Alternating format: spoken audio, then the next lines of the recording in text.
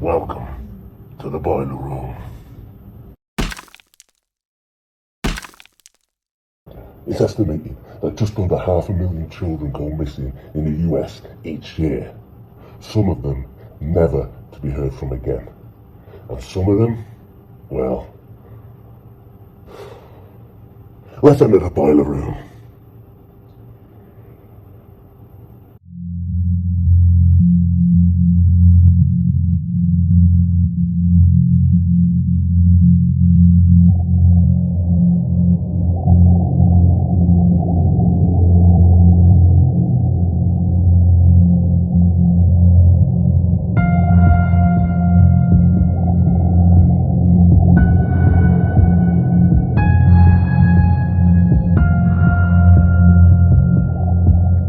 Oh, Danny boy. For those who are unaware, the 1980s were not the best time for a child to grow up in America. There was a satanic panic going on at the time. Children were going missing at an alarming rate, and everyone was convinced that cults were to blame. This blame it on Satan attitude was especially prevalent in South Carolina, where I grew up. Blaming non-Christians for problems was as much a part of the culture as guns, sweet tea, and Sunday church attendance. I grew up in a small town in the Sunshine State, but the state gradually became cloudier and cloudier around me. When I was 12, things started to go downhill for me. I grew up in a little one-story house with my parents and my 8-year-old brother Danny. It's safe to say that Danny could be pretty annoying sometimes. In fact, looking back, I'd say he irritated me more than he annoyed me. Still, I had a soft spot for the kid. He and I got along occasionally, and the times when we did, well, they were truly memorable. On April 13th, 1984, our time together came to an end. That day now seems like a dream, a distant memory. Danny and I had recently returned home from school. Our father was still at work, and my mother had left us a note on the fridge. I went to Jen's house. Please hurry to the supermarket and get some eggs so I can make your cake.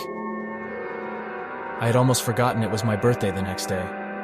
Well, I told Danny to stay put while I ran to the store, but the little bugger informed me that he was coming along. Naturally, I disagreed with him. I didn't need him to accompany me to the store. He'd been bothering me the entire way home from school. I knew in the back of my mind that I had to take him as I argued with him. I mean, the kid was 8 years old.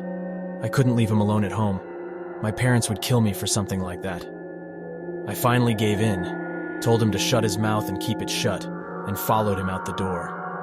Of course, the minor annoyance bothered me the entire journey. I was about to clobber him by the time we got to the supermarket.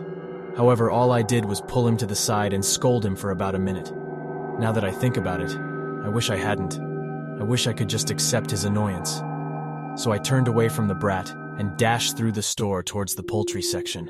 I was overjoyed to find the eggs after always having difficulty finding them in the supermarket. I discovered the aisle, opened the cold fridge door, and took the eggs. All that remained was to check out and find Danny. It was impossible for me to believe. I hadn't even kept track of my younger brother after scolding him. I frantically searched the store, and after several minutes of not finding him, I began to ask customers if they had seen a short, blonde-headed boy. Nobody had any idea.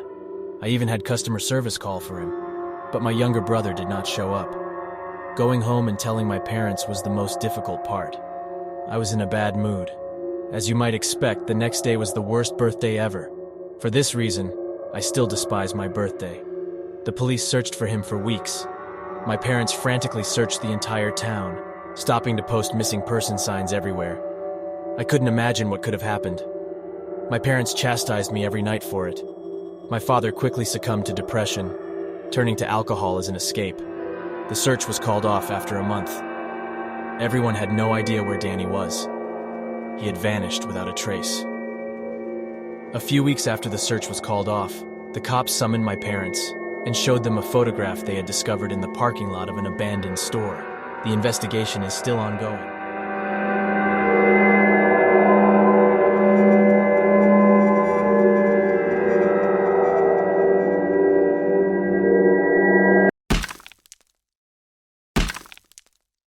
Hey, there's plenty of room here in the boiler room, and we'd love you to join us.